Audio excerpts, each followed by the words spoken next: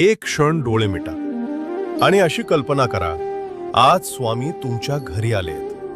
दार उघडताच समोर स्वामी उभे आहेत. शांत चेहरा, डोळ्यांत माया.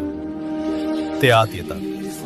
कसलाही प्रश्न न विचारता तुमच्या बाजूला बसतात आणि हळूच म्हणतात, तू खूप काही सहन केलेस आणि तरीही तू उभा आहेस.